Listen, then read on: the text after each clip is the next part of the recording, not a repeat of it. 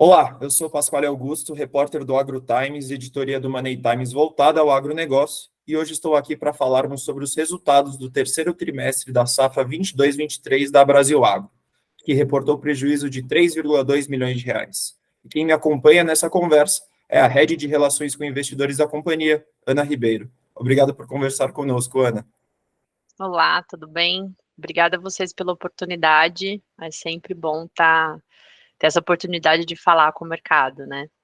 E eu já começo te perguntando como a Brasil Agro avalia esse resultado do terceiro trimestre da safra 2020, 2022-2023. Houve essa queda expressiva na comparação com o mesmo trimestre da última safra. O que explica esse recuo?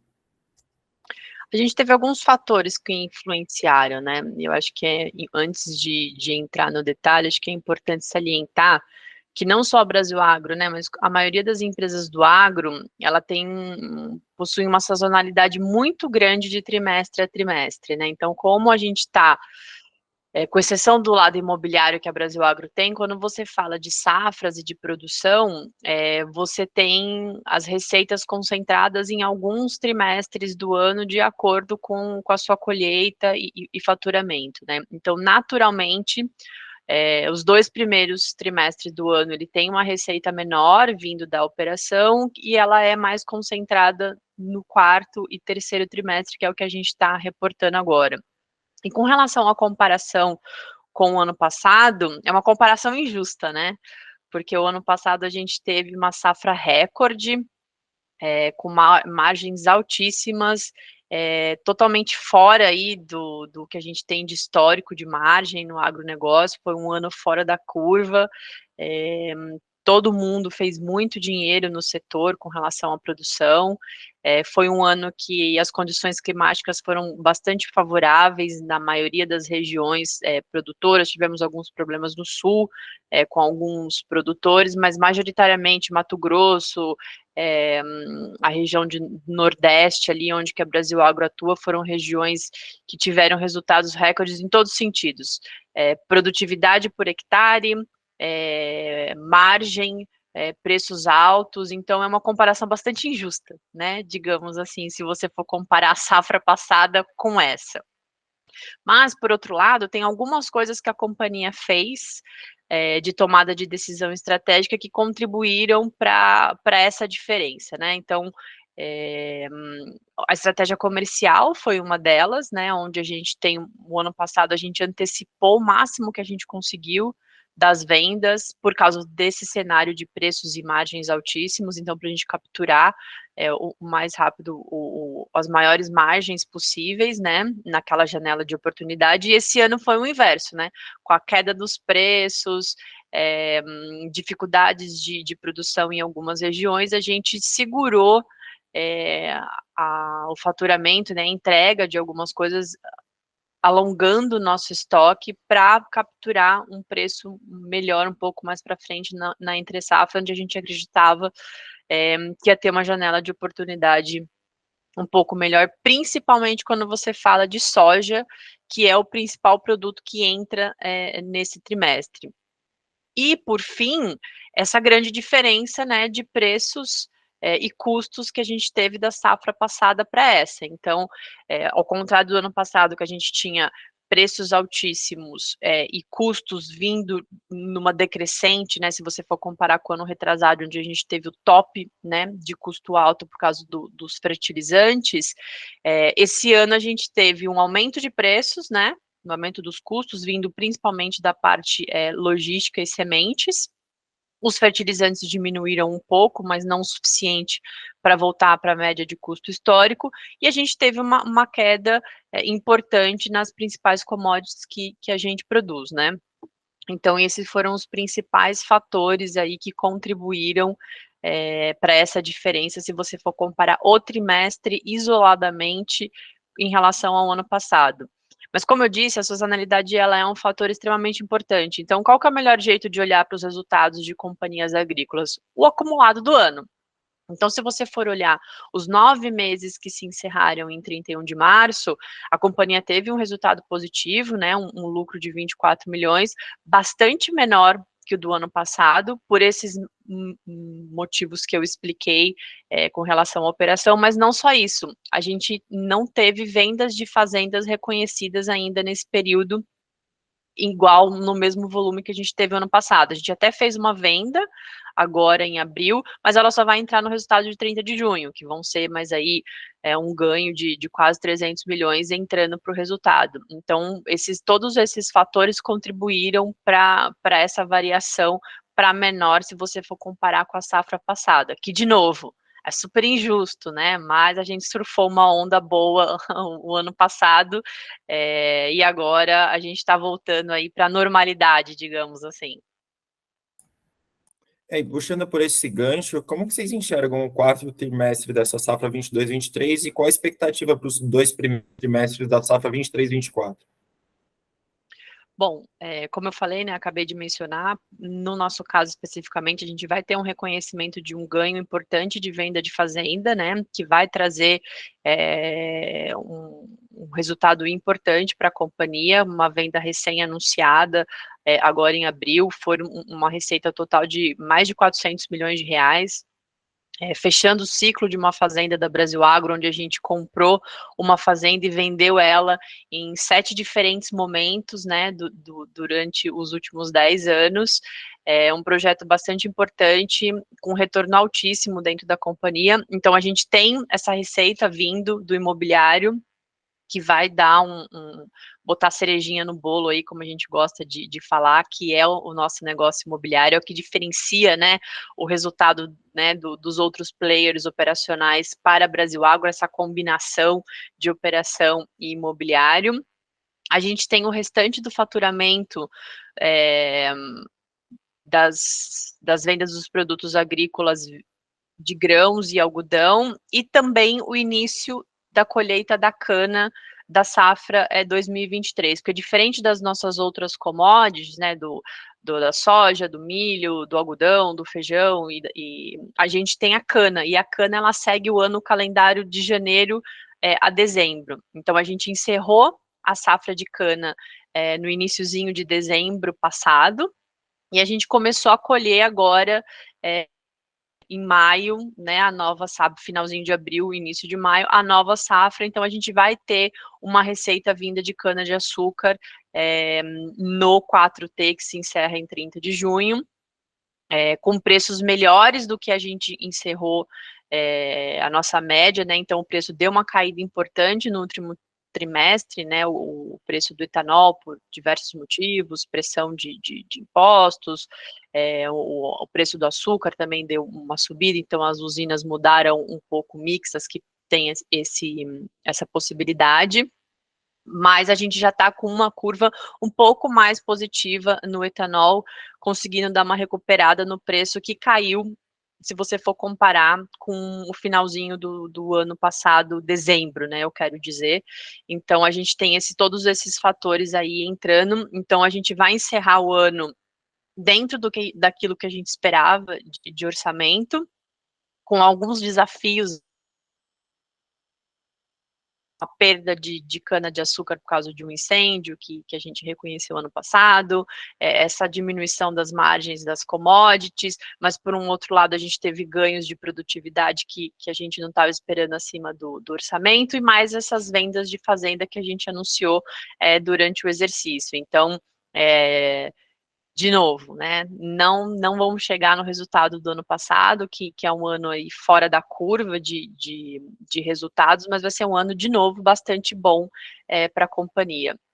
Com relação ao início da safra seguinte, temos desafios aí, né, com relação a preços, que são esses mesmos que a gente está vendo agora, tem uma queda aí no preço das commodities, por um outro lado, a gente tem uma estabilização de custos, então a gente está monitorando o mercado, já fechamos, né, travamos o preço de algumas commodities, daquilo que a gente consegue fazer hedge, e como esses 2 primeiros trimestres são trimestres que a gente é intensivo na colheita da cana, há de se esperar que o que a gente veja nesses trimestres, a receita da cana, onde a gente espera colher aí quase 2 milhões de toneladas até dezembro.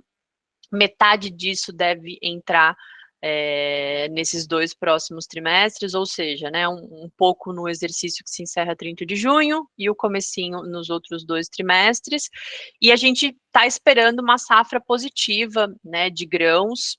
É um ano com desafios climáticos, é um ano de El Niño, não é um ano de Laninha, então para as regiões onde a gente atua, o desafio é maior, então a gente tem que estar sempre muito atento à janela de plantio, que isso influencia fortemente na produtividade, mas também é um ano que, para as regiões onde a gente tem uma exposição maior, que é o caso da Bahia, tende a ser um pouco mais favorável.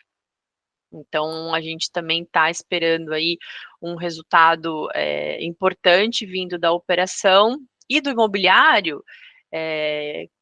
Continua-se uma liquidez bastante interessante na parte de vendas, então a gente continua num modus operandi mais vendedor do que comprador, então há de se esperar que a gente realize mais vendas que vão entrar nos resultados de 30 de junho e no início da safra que vem.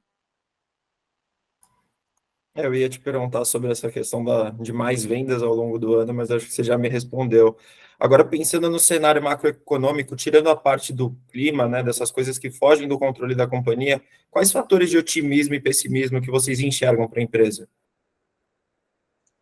Olha, a gente sempre tem uma estabilidade regulatória, né? Então aí você vê, hoje saiu no jornal, o Haddad pedindo ajuda para a Argentina, que eles estão enfrentando uma situação difícil lá, principalmente por causa da seca que afetou a exportação de commodities, que é uma dos principais setores do país, assim como a agricultura é no Brasil. E isso contribui muito para o que aconteceu na situação econômica do país, né? A gente tem taxação de impostos, uma inflação bizarramente alta, então são coisas que a gente tem de risco regulatório que podem influenciar diretamente. Outros exemplos um pouco mais setorizados é a influência, por exemplo, no preço das commodities, como a gente viu o governo interferindo no preço da gasolina, que indiretamente ou diretamente influencia no preço do etanol. Então, são algumas coisas aí que a gente sempre fica numa incerteza com relação a risco regulatório. Eu acho que esse é um ponto de atenção. Por outro lado, a gente tem uma China se mostrando forte em termos de demanda de commodities, e o Brasil né, o mercado que tem essa capacidade de suprir essa demanda vindo de China, principalmente quando a gente olha a preferência deles por não comprar dos Estados Unidos, né? Parece uma briga de Flamengo, Fluminense, Palmeiras e Corinthians, né? Não é que você torce para um time, você torce contra o outro, é mais ou menos isso. Então, isso favorece muito a agricultura no Brasil, né? Então, são coisas que a gente vê,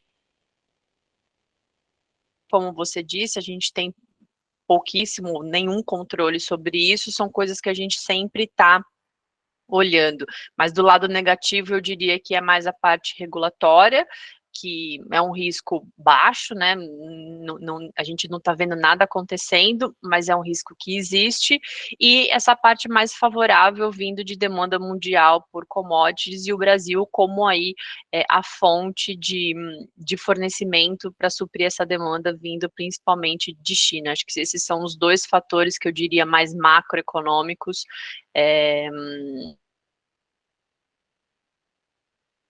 Então, um ano atrás a gente teve esse negócio de guerra de Rússia e Ucrânia, ninguém esperava, mas dado as informações que a gente tem hoje, esses são os principais aspectos. E a Brasil Agro é reconhecida entre os investidores como uma boa pagadora de dividendos na casa de 2 dígitos. O que eles podem esperar sobre a política de dividendos?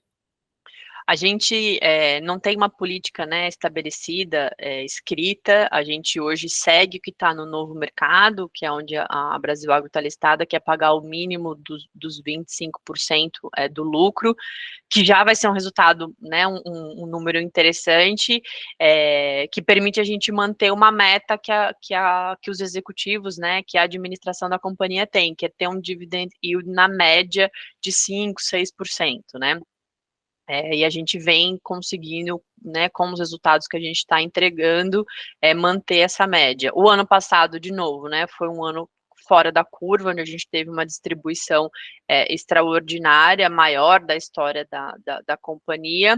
Para esse a nossa expectativa, o que a gente vai propor para o conselho é voltar para os patamares dos anos anteriores, pulando o ano passado, que foi um ano fora da curva, mas mantendo aquilo que a gente está, esse yield aí de 5%, 6%. Essa é a proposta que a gente vai fazer. E aí, como que é tomada essa decisão, né? A gente tem o resultado da companhia e a gente tem um pipeline aí, né? Uma lista de coisas que a gente faz em termos de investimento. Então, a gente tem muito investimento sendo feito na parte de infraestrutura, tecnologia da operação, que deve ficar em linha com o que a gente o ano passado, nós estamos falando aí de 100, 80, 100 milhões de reais, é mais o que a gente tem de necessidade de capital de giro, né, para condução dos negócios. Isso a gente está olhando outras fontes de financiamento para deixar o caixa livre, e também se a gente tiver alguma oportunidade de aquisição. Então, isso que vai balizar o que vai vir acima dos 25, dos mínimo, dos 25 mínimo obrigatório. E para a gente finalizar, eu queria te perguntar, para os nossos investidores que estão nos acompanhando, quais fatores que vocês destacam para quem quer investir na ação? Olha, eu acho que o modelo de negócios da companhia é o nosso principal diferencial, né? Eu acho que a agricultura, por si só, é uma coisa que, né, hoje, né, o mercado financeiro está conhecendo, hoje que eu falo assim, né, nos últimos anos, está conhecendo melhor, mas até então era um setor que não era acessível, né, para as pessoas investirem, você não tinha ações disponíveis para você, né, investir. Então, é um setor que move a economia do Brasil, é um setor forte, é um setor resiliente. Acho que esses anos de crise, Covid, se mostrou isso. Então, na parte da agricultura, não tem muito o que eu falar, né? Eu vou estar falando mais do mesmo do que todo mundo conhece. E no nosso caso, que eu acho que é a nossa fortaleza é a combinação com a parte imobiliária, né? Então, a gente está falando de um ativo real, que é terra, que tem se valorizado, né, em taxas expressivas nos últimos 15 anos, em termos de preço diferente do mercado. Então, se você for comparar com varejo, educação, outras principais setores que estão na bolsa, as ações agrícolas, elas têm uma volatilidade menor, a Brasil Agro menor ainda. Então, para quem tem uma carteira de investimentos, é uma ação que traz aí uma segurança, né, para quem quer investir, é um retorno seguro, né, digamos assim. E a janela de oportunidade de agora está espetacular, né, a gente entende que a companhia está negociando com um desconto muito alto em relação ao preço de livro. Eu não estou falando nem que a gente acha que a companhia vale, é o que ela é, né? A foto que ela está hoje, a gente tem um desconto importante, e nós estamos falando aí de agricultura e terra, né? Então, que são ativos extremamente e que tem uma tendência de resiliência de novo e alta para os próximos anos. Então, eu enxergo uma janela de oportunidade para quem quer ter essa exposição. A gente brinca, né? Você quer ser fazendeiro? É difícil demais operar uma fazenda. Então, compra uma ação da Brasil Agro que você vai ter um portfólio diversificado e já pode botar aí a botina e o chapéu e falar que é um fazendeiro. Legal, Ana. Eu quero agradecer por você conversar com a gente, a Ana Ribeiro, Head de Relação com Investidores da Brasil Agro. Ana, muito obrigado e te espero para uma próxima, então. Com certeza. Obrigada novamente pelo convite. E se o público estiver vendo a gente aí, tiver alguma dúvida, eu e minha equipe aí estamos sempre à disposição. E até a próxima.